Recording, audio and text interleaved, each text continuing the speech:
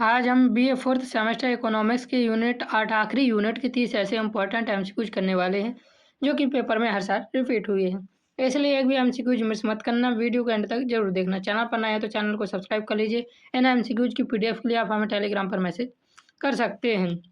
और इससे पहले की यूनिट जो कि 7वां यूनिट है, आपको मैंने प्लेलिस्ट पर वीडियो डाल दी है, आप वहाँ जाकर देख सकते हैं। लिंक डिस्क्रिप्शन पर प्लेलिस्ट का मिल जाएगा, वहाँ से भी देख सकते हैं। तो चलिए बिना देरी के शुरू करते हैं इकोनॉमिक्स की आखिरी यूनिट की 30 सबसे ज़्यादा पूछे जाने वाले एमसीक्यूज। क्वेश्चन नंबर पहला दिया हुआ है, संविधान की किस अनुसूची में केंद्र राज्यों के बीच शक्तियों और अधिकारों के बीच विभाजन का उल्लेख है?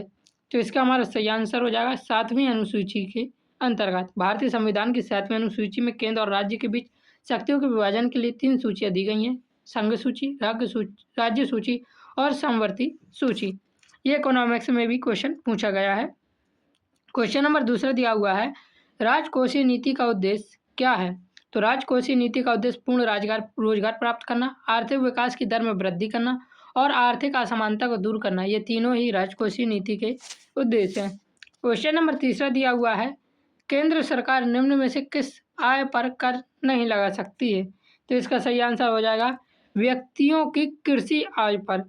भारतीय संविधान के अनुसार कृषि आय राज्य सूची का विषय है, इसलिए इस प्रकार लगाने का अधिकार केवल राज्य सरकार को है, केंद्र सरकार को नहीं है। याद रखना, व्यक्तियों की कृषि आय पर जो अधिकार है वह राज्य सरकार को है, केंद्र सरकार को नहीं है। क्वेश्चन नंबर चौथा दिया हुआ है, भारतीय संविधान में केंद्र से राज्यों को संसाधन निम्न में से किस रूप में होता है? तो इसका हमारा सही आंसर हो जाएगा कर, राजस्व के विभाजन, अनुदान और ऋण। इन तीनों के रूप में केंद्र से राज्यों को संसाधन प्राप्त किस रूप में प्राप्त होते हैं? क्वेश्चन नंबर 5 दिया हुआ है, 15वें वित्त आयोग के अध्यक्ष कौन थे? तो N.K. सिंह 15वें वित्त आयोग के अध्यक्ष थे। याद रखना, इनका पूरा नाम नंद किशोर सिंह था, याद रखना ये। और याद रखना, वर्तमान में यानी 16वें वित्त आयोग के अध्यक्ष कौन है? तो डॉक्टर अरविंद पनगड़िया है। तो इस बार हो सकता है 15वें ना पूछा जाए, ये क्वेश्चन रिपीट तो है लेकिन 16वां पूछा जाएगा जो कि वर्तमान में है। तो डॉक्टर अरविंद पनगड़िया हैं। नीति आयोग के पूर्व उपाध्यक्ष पनगड़िया को 31 दिसंबर 2023 को इस पद पर नियुक्त किया गया था, याद रखना। ये बहुत इंपॉर्टेंट एमसीक्यूज है, याद करके जरूर जाना।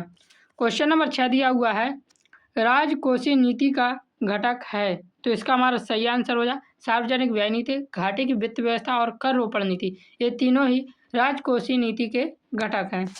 क्वेश्चन नंबर 7 दिया हुआ है, निम्न में कौन राजकोषीय नीति का उपकरण है? तो इसके भी उपयुक्त सभी कर रोपण, सार्वजनिक व्यय और सार्वजनिक ऋण, ये तीनों ही राजकोषीय नीति के उपकरण हैं। एक बार इन क्वेश्चन को देखकर पेपर में जरूर जाना, यहीं से क्वेश्चन देखने को मिलेंगी। सारी यूनिट के क्वेश्चन आपको हमारे ही वीडियो से देखने को मिलने वाले हैं, टेंशन बिल्कुल ना लीजिए। विकासशील देशों में राजकोषीय नीति का उद्देश्य क्या है? तो आर्थिक विकास, कीमत स्थिरता और साधनों की गतिशीलता, ये तीनों ही विकासशील देशों में राजकोषीय नीति के उद्देश्य हैं। क्वेश्चन नंबर 9 दिया हुआ है, भारत में बजट समानता कब प्रस्तुत किया जाता है? तो इसका हमारा सही आंसर हो जाएगा फरवरी के प्रथम सप्ताह में। वर्ष 2017 से पहले बजट फरवरी के अंतिम कार्य दिवस को पेश किया जाता था, याद रखना। लेकिन 2017 से इसे 1 फरवरी यानी फरवरी के प्रथम सप्ताह या दिन को प्रस्तुत किया जाने लगा है। 2017 के पहले फरवरी के अंतिम दिवस को और 2017 के बाद इसे 1 फरवरी को यानी फरवरी के प्रथम सप्ताह में प्रस्तुत किया जाने लगा है भारत में बजट। क्वेश्चन नंबर 10 दिया हुआ है, बजट के साथ कौन सा विधेयक प्रस्तुत किया जाता है? तो बजट के साथ विनियोग विधेयक और वित्त विधेयक, ये दोनों ही विधेयक प्रस्तुत किए जाते हैं। क्वेश्चन नंबर 11 दिया हुआ है, सरकारी बजट का निम्नलिखित में से कौन सा उद्देश्य है? आय एवं संपत्ति का पुनः वितरण और आर्थिक स्थिरता, ये दोनों ही सरकारी बजट के उद्देश्य हैं। क्वेश्चन नंबर 12 दिया हुआ है, सार्वजनिक बजट का निर्माण कौन करता है? तो सार्वजनिक बजट का निर्माण वित्त मंत्रालय करता है। भारत सरकार का वित्त मंत्रालय विशेष रूप से इसका आर्थिक कार्य विभाग, डिपार्टमेंट ऑफ इकोनॉमिक अफेयर, केंद्रीय बजट तैयार करने के लिए जिम्मेदार है। वित्त मंत्रालय का कौन सा विभाग? तो याद रखना, डिपार्टमेंट ऑफ इकोनॉमिक अफेयर्स, आर्थिक कार्य विभाग। क्वेश्चन नंबर 13 दिया हुआ है, भारत का वित्तीय वर्ष कब से कब तक है? तो याद रखना, 1 अप्रैल से 31 मार्च तक भारत का वित्तीय वर्ष माना जाता है आधिकारिक रूप से। क्वेश्चन नंबर 14 दिया हुआ है, 15वें वित्त आयोग की सिफारिश किस अवधि के लिए लागू है? तो 15वें वित्त आयोग की सिफारिश 2021 से 26 के लिए लागू है।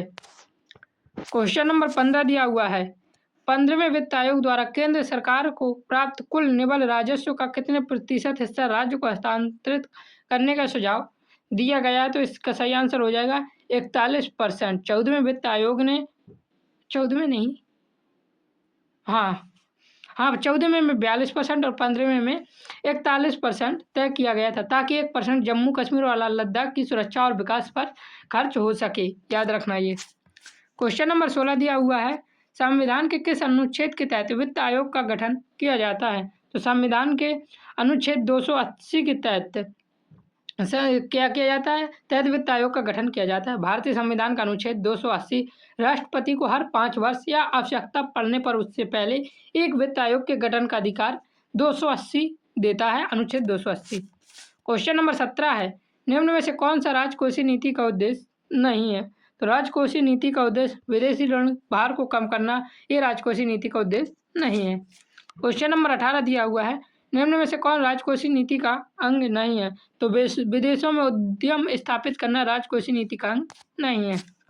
क्वेश्चन नंबर 19 दिया हुआ है, समय में व्यापक एवं संपत्ति के वितरण को दूर करने में निम्न में से कौन सी नीति अधिक कारगर हो सकती है? तो इसका हमारा सही आंसर हो जाएगा राजकोषीय नीति। समाज में व्यापक आय एवं संपत्ति के वितरण को दूर करने में राजकोषीय नीति अधिक कारगर हो सकती है। क्वेश्चन नंबर 20 दिया हुआ है, क्षतिपूरक राजकोषीय नीति के माध्यम से किसके दुष्प्रभावों को दूर करने का प्रयास किया जाता है? तो मुद्रा प्रसार और मुद्रा संकुचन दोनों को के दुष्प्रभावों को दूर करने का प्रयास किया जाता है। क्वेश्चन नंबर 21 है, राजकोषीय नीति के साधन है? तो कर रोपण नीति, सार्वजनिक व्यय नीति, सार्वजनिक ऋण नीति, ये तीनों ही राजकोषीय नीति के साधन है। क्वेश्चन नंबर 22 दिया हुआ है, राजकोषीय नीति का क्रियान्वयन किसके द्वारा किया जाता है? तो राजकोषीय नीति का क्रियान्वयन कौन करता है? तो सरकार द्वारा किया जाता है। क्वेश्चन नंबर 23 दिया हुआ है, निम्न में से राजकोषीय नीति का उद्देश्य है? तो साधनों का अनुकूलतम आवंटन करना, पूंजी निर्माण की दर में वृद्धि करना और पूर्ण रोजगार की स्थिति को प्राप्त करना, ये सभी राजकोषीय नीति के उद्देश्य हैं। क्वेश्चन नंबर 24 दिया हुआ है, बजट में यदि आगम तथा व्ययों को राशि समान नहीं होती तब उसे कहा जाता है? तो बजट घाटे का व्यय, बजट और अधिव्यय का बजट, ये दोनों कहा जाता है। क्वेश्चन नंबर 26 है, भारत सरकार की देयताओं में वृद्धि को माना जाता है? तो भारत सरकार में देयताओं की वृद्धि को राजस्व घाटा क्या माना जाता है? तो इसका हमारा सही आंसर हो जाएगा राजकोषीय घाटे से माना जाता है भारत सरकार की देयता में वृद्धि को। क्वेश्चन नंबर 27 दिया हुआ है, बजट के आर्थिक वर्गीकरण में निम्न में से किससे संबंधित आंकड़ों का समावेश होता है? तो विभागीय आय व्यय और विभाग उपक्रमों का आय व्यय, इन दोनों का ही बजट के आर्थिक वर्गीकरण संबंधित आंकड़ों का समावेश होता है। क्वेश्चन नंबर 28 दिया हुआ है, निम्नलिखित में से कौन सा राजकोषीय नीति का एक उदाहरण नहीं है? तो राजकोषीय नीति का उदाहरण ब्याज दर नहीं है।